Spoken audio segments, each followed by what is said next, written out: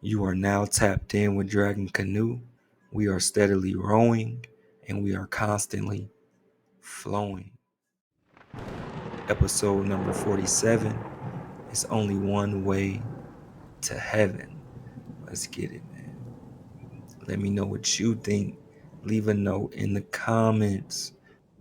I make this covenant with its sanctions, not with you alone, but both with those who are standing here with us this day before our power, and with those who are not with us here this day.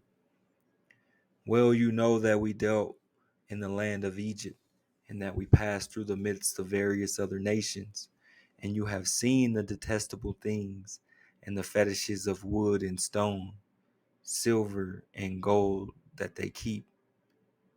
Perchance there is among you some man or woman, or some clan or tribe, whose heart is even now turning away from your power to go and worship the gods with the little g of those nations. Perchance there is among you a stock sprouting poison weed and wormwood. When hearing the words of these sanctions, they may imagine a special immunity, thinking, I shall be safe, though I follow my own willful heart, to the utter ruin of moist and dry alike. Hawa will never forget that party. Rather, Hawa's anger and passion will rage against them, till every sanction recorded in this book comes down upon them, and Hawa blots out their name from under heaven. As for such a clan or tribe, Hawa will single it out from all the tribes of Israel for misfortune, in accordance with all the sanctions of the covenant recorded in this book of teaching.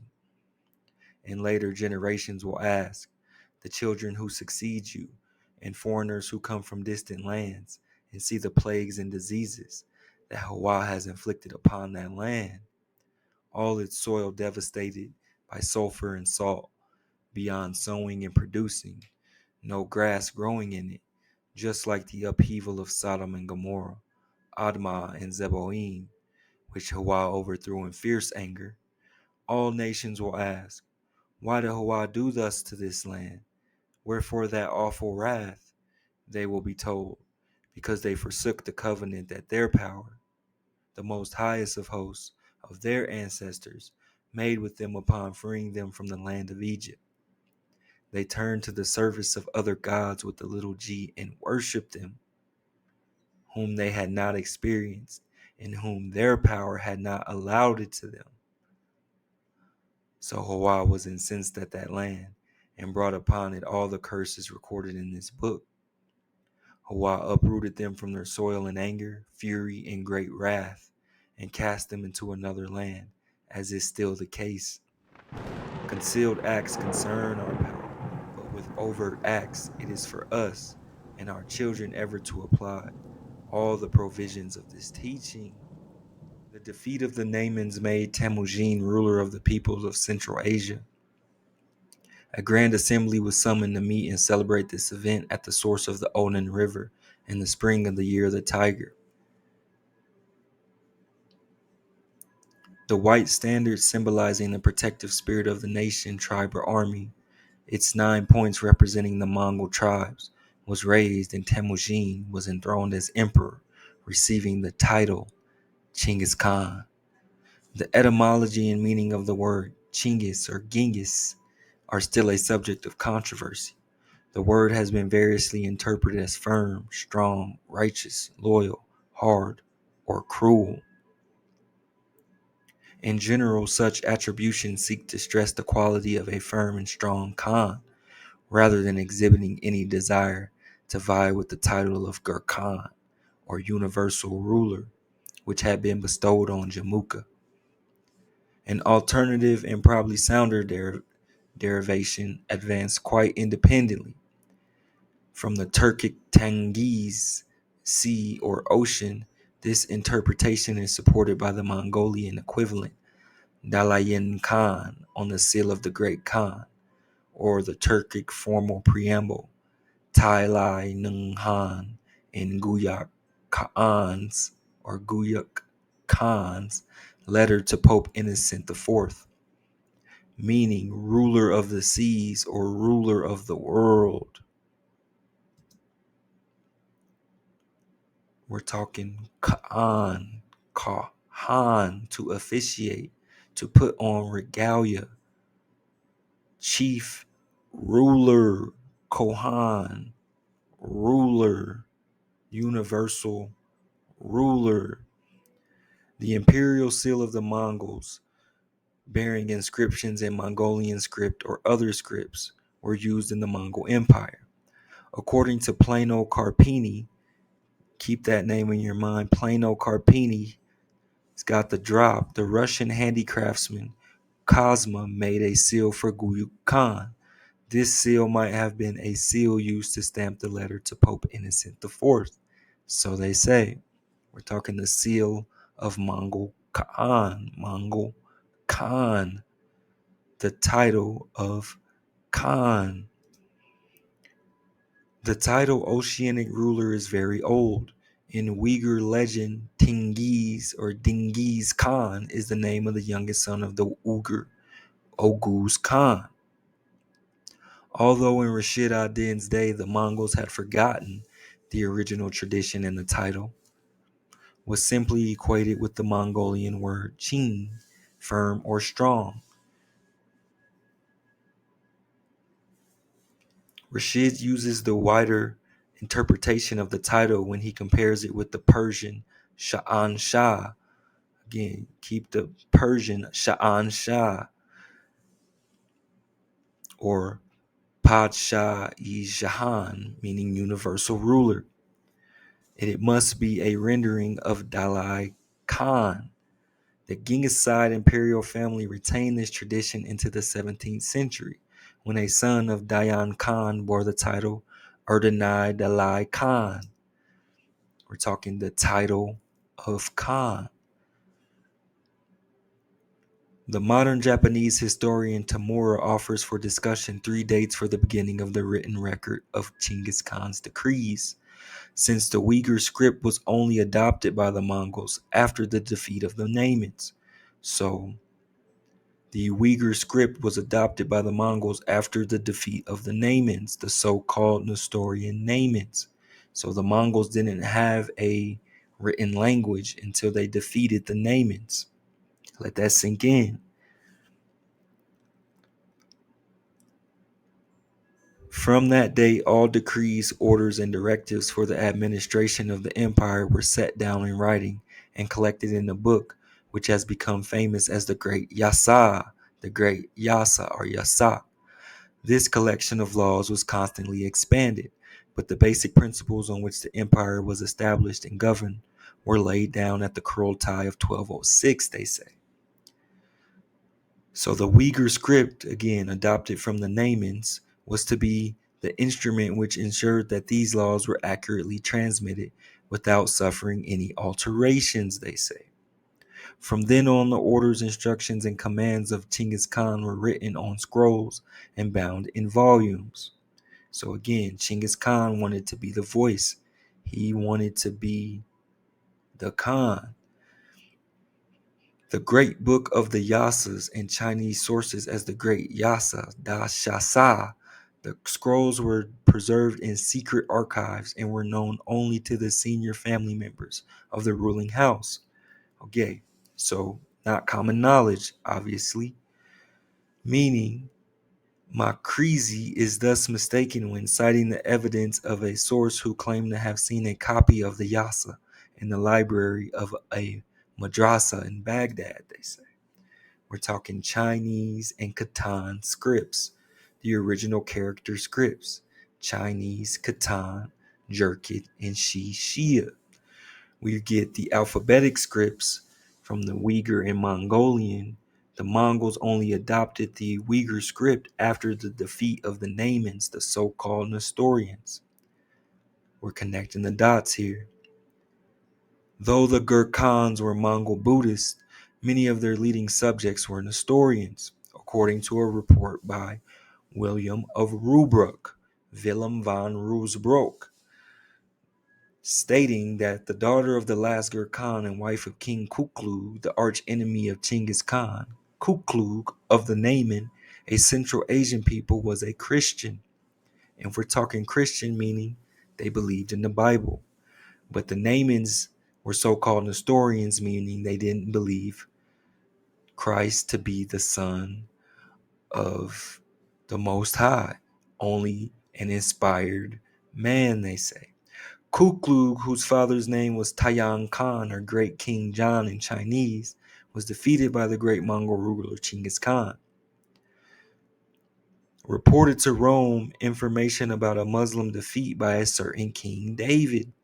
This King David probably was none other than Genghis Khan.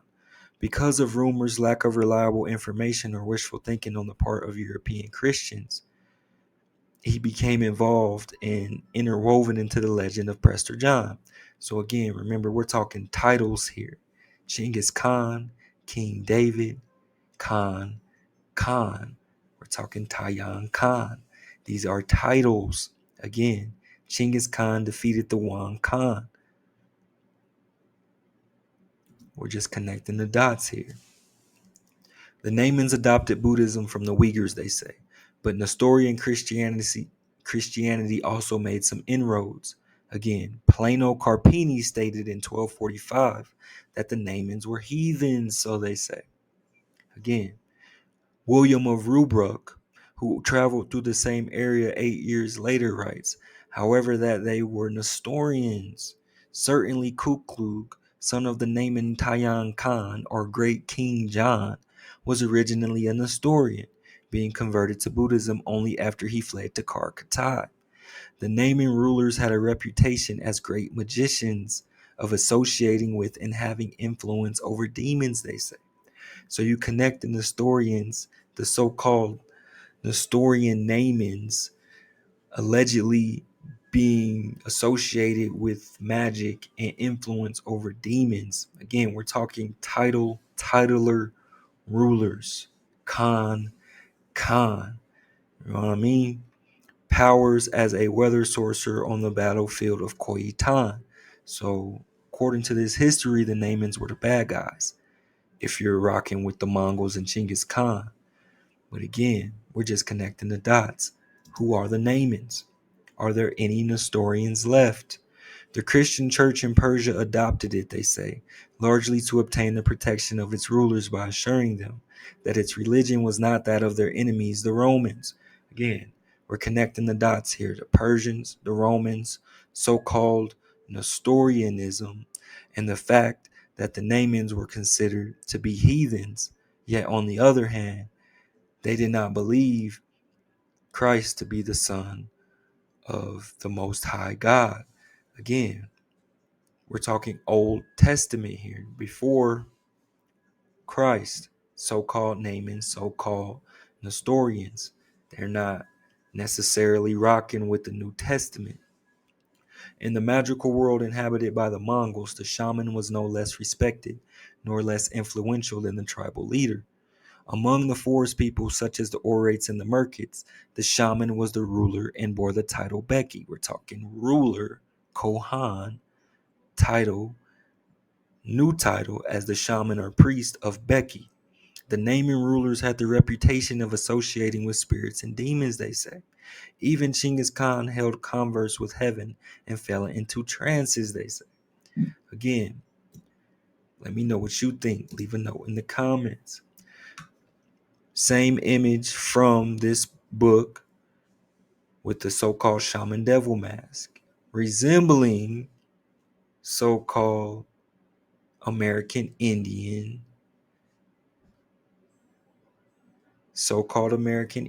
right?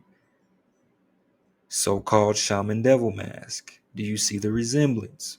What are we really talking about here? And who are these Khans, Kohans, Taiyang Khan, Great King John, Genghis Khan? What's really going on here? And let's get some orientation. The Karaites accepted the Nestorian faith, they say. Karaites meaning led by the Wang Khan, stating that by the end of the 11th century, a letter cited by Abul Faraj, commonly known as Bar Hebraeus, reports the conversion of the Karaites as early as 1009.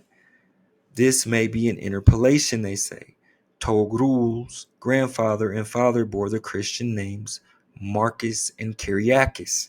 The Karaites, like the Naimans, were of a higher cultural level rather than the Mongols. The Karaites, like the Naimans, were of a higher cultural level. We're just connecting the dots here.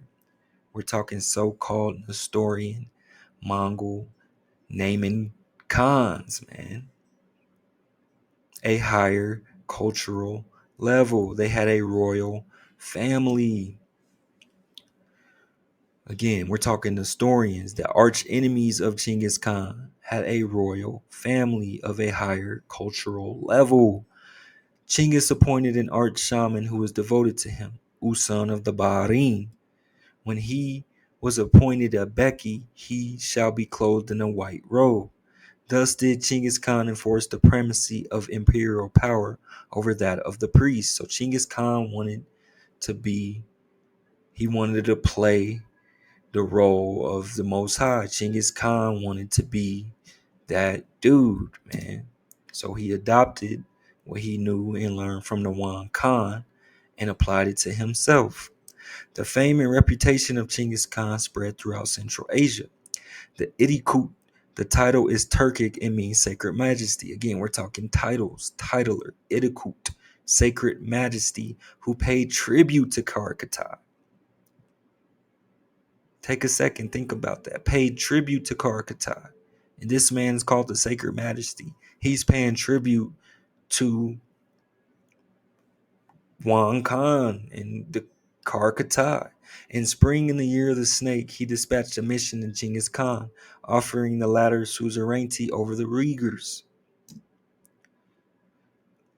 Genghis Khan reacted positively to this mission and was ready to give his daughter Altun in marriage, but he made it a condition that the Idikut should appear personally before him. So again, here's Genghis Khan passing out orders. The Idikut shall come here bringing gold and silver, small and large pearls. We're talking Naga pearls. Brocade, damask, and silks was his message. In 1209, Genghis dispatched a second mission to the Idikut in the year of the sheep. And Barkut or Barshuk complied with Genghis Khan's demand and came to the latter camp by the Caroline after his victorious campaign against the Tanguts. We're talking Tanguts. According to William of Rubruck, again, William of Rubruck, the Tangus were valiant and had big swarthy men among them. Swarthy meaning of a dark colored complexion or cask. We're talking copper-colored Khans found here in America. The Tangut Empire, whose northern frontier from the southern Gobi to the so-called Kami Oasis was contiguous with the lands inhabited by the Mongols, stating that the Tangus had one of the strongest military powers of Asia and had extended its domains to include Ningxia, the Ordos, and parts of Gansu. The Tanguts had a large army and fortified towns, which the Mongols did not understand how to attack. So again, the Tanguts had a large army and fortified towns. The relatively passive attitude of the Tanguts, the readiness with which the Uyghurs recognized Mongol suzerainty, and pressure from Khitan and Chinese deserters to attack the Jerkid influenced Genghis Khan to launch a new campaign against the Tangus. So again, Genghis Khan's going to war with everybody. Anybody that's not on what he's on. He's on that type of time. The Tangut Empire, and thus opening the way for an attack on China. The Mongol forces under the personal command of Genghis Khan penetrated into the Tangut Empire. After storming Wolahai in May, the Mongols suffered a reversal near a mountain pass at the hands of the Tangut army commanded by Wai Ming Lingong. So again, the Tangus and Genghis Khan going head to head. We got another map.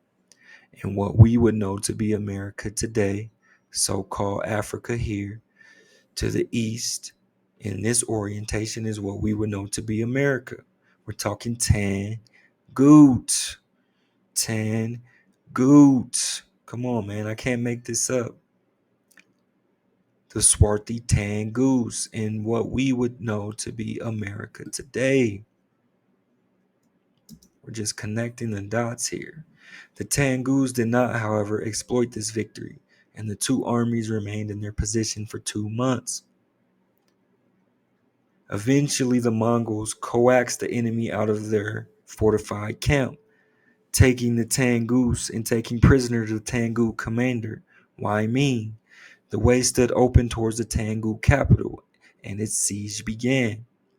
The Tangus put up a stiff resistance, and the Mongols were still relatively inexperienced in besieging fortified cities.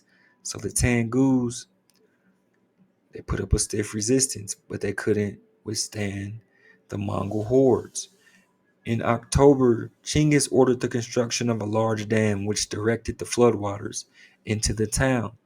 The position of the capital was one of despair, and the Tangu ruler sent an express messenger to the Qin emperor with a request for assistance. If Shishia falls, the Mongols will certainly attack us. It is advantageous to my state if its enemies attack each other. The fate of the Tangu capital appeared to be sealed, but the unexpected happened. The waters from the dam breached, it is suggested by the Tangus, flooded the Mongol camp. So again, we're talking Tangus in what we would know to be America today. Arontius finds map. What we would know to be South America, Gulf of Mexico. We're talking Shishia, Mexico. What we would know to be Tangu or Tinduk, home of the Grand Khan, Wang Khan, Tangut. Again, in what we would know to be America today. I cannot make this up. Genghis demanded that the Tanguts provide him with auxiliary troops, but the Tangut ruler replied, "We are a nation of town dwellers. We will not be in a state to fight as auxiliaries." He promised, however, to offer rich tribute, camels with herders' woolen goods and silk cloth, and trained falcons, and even offering of his daughters as wife to Genghis Khan. In his current position, Genghis had to be satisfied with the offer, but he never forgot thus Tangut refusal to provide auxiliary troops. Genghis undertook a final campaign against the Tanguts and wreaked terrible vengeance on the Tangut people. Hostilities between the Qin and the Tanguts continued, and when a fresh alliance was concluded against the common enemy, the Mongols. So the Tanguts and the Qin are dealing with the Mongol Khans out here wrecking shop. China had always been the target of attacks by the nomads, they say. Genghis Khan shared the nomadic fear of the power of the Golden Khan, the Altan Khan, the Wang Khan. He had recognized the suzerainty of the Qin emperor, paid him tribute, and had for his services been rewarded with the title Sha'ut Kuri. That decoration had, however, been bestowed on the vassal of Wang Khan. Come on now. Now that Genghis Khan had become leader of all the Mongols, he had to expect that the Qin emperor might find it difficult to accept the new concentration of power. And in 1206, we're talking Kurultai of 1206, this was because war had just broken out with the Sung. But peace had been reached, and the Sung being forced to pay double tribute and recognize the Qin emperor as their overlord.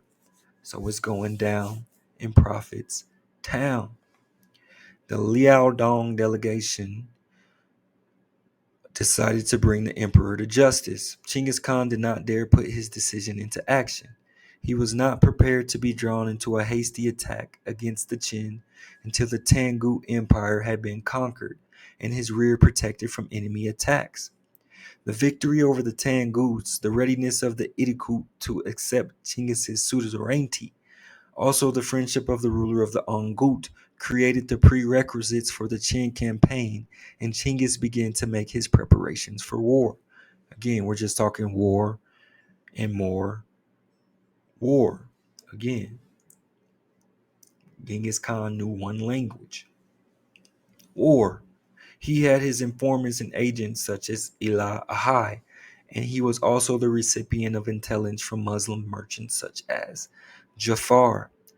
The Qin Empire was no longer the power it had been when the Jurkid originally conquered northern China. The estrangement between those Jurkid leaders who remained in the tribal homelands and the Sinicized upper class at court, the dissatisfaction of the tribal leaders and the generals with the centralized policies, all led to constantly increasing tension. So again, there's no peace. Ain't no peace. The Khitans, who remained in northern Mongolia, regarded the racially and linguistically related Mongols as their allies. So again, we're talking racially and linguistically, they say. In the biography of Ilaniers, the Yuan Shi offers us eloquent evidence of the morale of the Qin. When Ilaniers learned that Genghis Khan had assembled an army to attack the Jurkid, he informed his relatives. Now the time has come to take revenge for our people, and taking with him more than 100 of his clansmen, he joined Genghis Khan. So what's really going on here? Everyone is at war with each other. He refused the annual tribute, which he probably owed the Qin emperor as relic of that paid by the Karaite leader Wang Khan. So again, Genghis assuming the title, right? But he's refusing to pay tribute on behalf of the person whose title that he took. So again, he's running his own game, his own show. It has nothing to do with anything but his own personal ambitions. The Qin emperor sent the Prince of Wei, Yangji, to receive the tribute at Jingzhou. The emperor received the prince but declined to offer the full ritual ceremony of greeting. The emperor Zhaozong died at this time and was succeeded as Qin emperor by Yunji, who sent news of his ascension to Genghis Khan by hand of an ambassador. When Genghis learned the identity of the new Qin emperor, he made offensive remarks about him, faced the south, spat, mounted his horse, and rode to the north. Again, Genghis Khan is doing his own thing, man. Again, Carpini, we're talking Carpini, the same Carpini stating the siege was so extended that the army's provisions were completely exhausted. Because they had nothing left to eat, Genghis Khan had to order the sacrifice of every 10th man in order to provide sustenance for his comrades. So again, Genghis Khan is going so hard, you know what I mean, to achieve his own personal ambitions that it's gotten to the point where basically he's got to feed his own soldiers to themselves. Let that sink in. Although Carpini undoubtedly exaggerates in ascribing such an order to Genghis, there are several such reports that in an emergency, the Mongols would eat human flesh. So they say. The Mongols eat horse and dog flesh and other disgusting things, and will, in emergency, even eat human flesh. So again, Genghis is going so hard, it's gotten to the point where they eating each other, man. You tell me what's really going on here. We're simply connecting the dots. You shall eat your own issue, the flesh of your sons and daughters, that your power Hawa has assigned to you, because of the desperate straits to which your enemies shall reduce you. We're talking about the curses in Deuteronomy. Tell me what's going on here. Leave a note in the comments. Let me know what you think. Things were so bad that they ate the corpses of their dead companions and of fallen horses. They even ate hay. There are also assertions that Khitan troops who had been defeated by the Jurkid and whose provisions were exhausted slaughtered several thousand persons for every meal. The Tartars feed on human flesh as if it were the most exquisite of dishes. Culinary cannibalism was not unknown to the Chinese, they say. Come on, man. You can't make this up. Let me know what you think, man. Jiangdu was delivered over to a month of plundering. Thousands of inhabitants were massacred. When a few years later, Baha ad-Din, leader of a mission from Sultan Muhammad of Khwarazm, approached the capital, he saw a white hill, and in answer to his query, was told by the guide that it consisted of the bones of the massacred inhabitants. Come on, man. At another place, the earth was for a long stretch of the road greasy from human fat, and the air was so polluted that several members of the mission became ill and some died. Come on, I can't. Let me know what you think. We're talking real deal curses here. This was the place, they were told, where on the day the city was stormed, 60,000 virgins threw themselves to death from the fortifications in order to escape capture by the Mongols, man. We're talking 60,000 lives taken in order to escape capture by the Mongols. Now tell me how down bad that's got to be. Although the story contains serious exaggerations, they say, there can be no doubt that the number of victims in Zhongdu bloodbath was very high.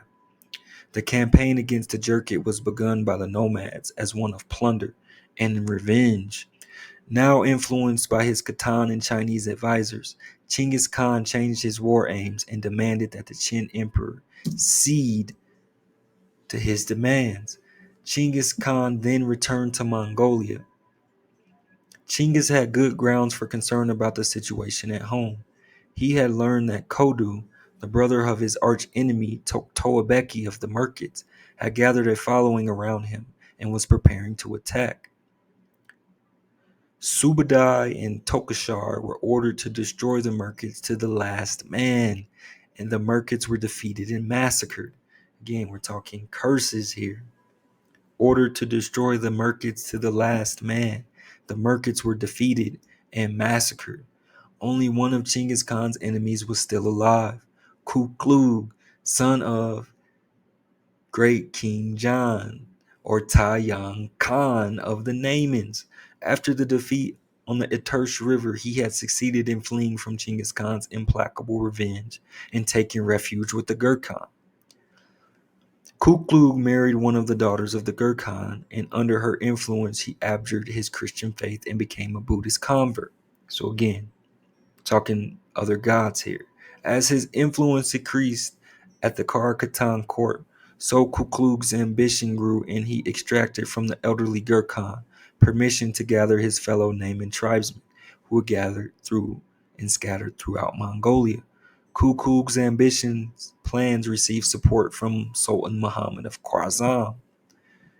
Muhammad of Khwarazm also paid tribute to Karakatai. So again, let that sink in. The Sultan's paying tribute. You got Genghis paying tribute. Everybody's paying tribute to Karakatai. A secret agreement was reached between Kuklug and Muhammad to make a simultaneous attack on the Gurkhan from east and west. So again, we're talking triple cross here. Kuklug was in fact defeated, but the Sultan dealt the Karakatan army a crushing defeat, and Kuklug exploited this situation to make the Gurkhan his prisoner and to take possession of that part of what they call Turkestan, in which he had ruled. The Buddhist neophyte Kuklug attracted the hatred of the Islamic population. Again, we're talking holy wars here. He forbade public religious services, and the Imam of Khotan, who refused to abjure Islam, was held in chains, naked, hungry, and thirsty for several days before being crucified on the gates of the madrasa. Again, who invented crucifixion? The Persians. The same Persians we're talking about here, same Mongol Persians, maybe originating with the Assyrians or Babylonians. Again, all this influence coming from this situation that's going down in Mongolia, so-called Mongolia. All this coming from this one particular area or this one particular group of nomadic tribes. The Romans got it from them, allegedly, or the Assyrians and Babylonians. We're talking enemies of so-called Hebrew Khans, man. The expedition against Kuklug brought the Mongols into contact with the troops of the Sultan of Khwarazm, but Genghis was at that time anxious to avoid conflict with the ruler of the strongest military power in Asia.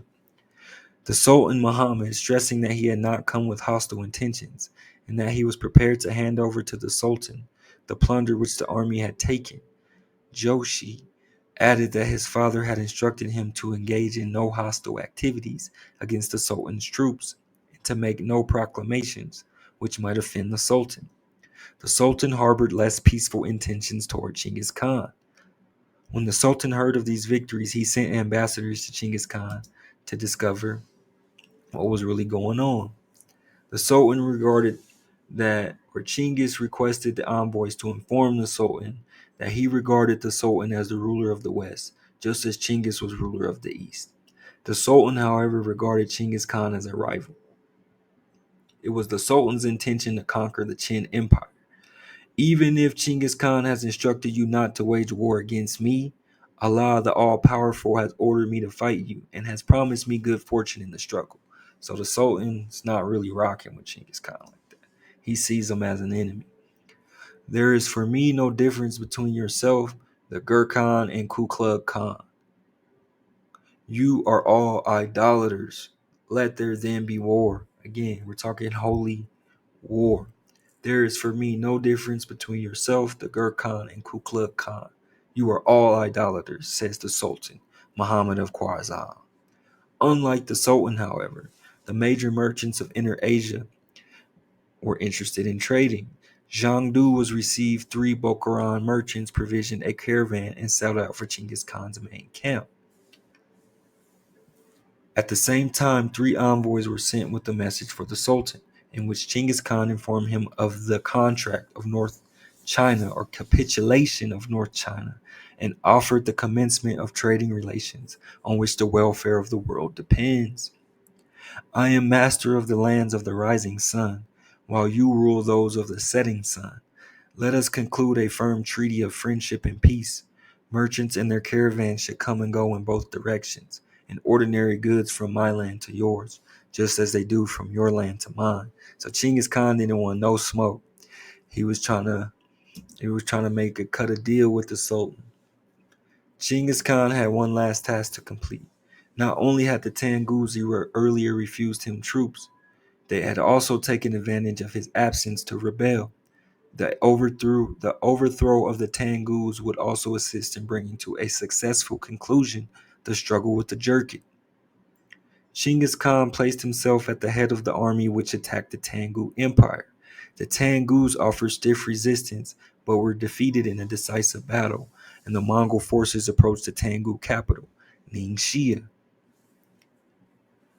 But Genghis was ill, and he felt that his hour of death was approaching. Concerned for the succession, he summoned his sons Ogadai and Tolui. My sickness is too serious to cure, and one of you will have to defend the throne and the power of the state and expand this structure which has been given such firm foundations.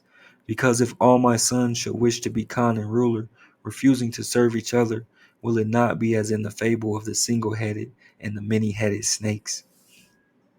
Again, we're talking so-called Genghis Khan in this holy war.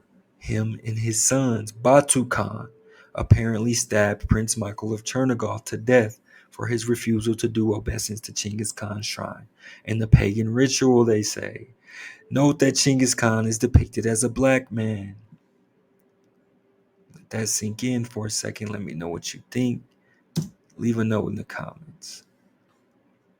The Tangu commander Asa Gambu, probably identical with Waiming Lingong, when his words were delivered, Genghis Khan, saying his body on fire with fever, exclaimed, "Since he makes such great speeches, how could we withdraw?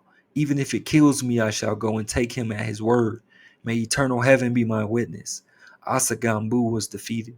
The Tangu king surrendered but was killed, and fearful revenge was meted out on the Tangu people. Genghis Khan's last campaign ended in a bloodbath. Seems Genghis Khan is known for a bloodbath. Legend soon grew up about the death of the world conqueror. Again, Plano Carpini, again, somehow's got the drop. Reports that Genghis was struck by lightning. Plano Carpini reports that Genghis was struck by lightning.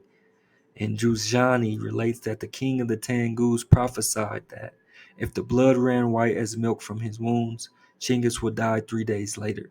When this prophecy about the blood came to pass, Genghis took the matter to heart. His strength waned, and 3 days after the execution of the Tangu king, his heart failed, and Genghis took the road to hell. Shastina in the Shara Tucci also links Genghis' death with the Tengu prophecy. Come on, man. This anecdote is likely to have historical basis. We must consider that the Mongols of those days had no knowledge of embalming, and the art was known to the Scythians and to the Khatans. But even in the days of the empire, the Mongols did not embalm their rulers.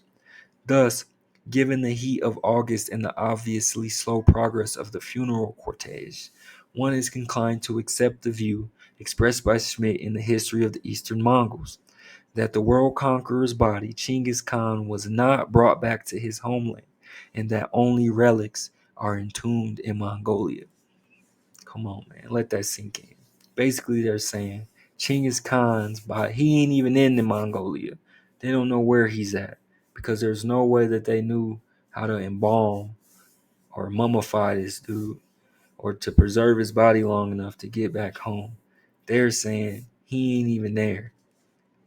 And what I'm saying is, if we connect the dots here, there's enough here to make and come to the conclusion that it's possible that what we know to be the Mongol slash Qin Khatan Kharkatai dynasty did not happen in what we know to be Mongolia today, but in the so-called United States. We're talking dragons in America.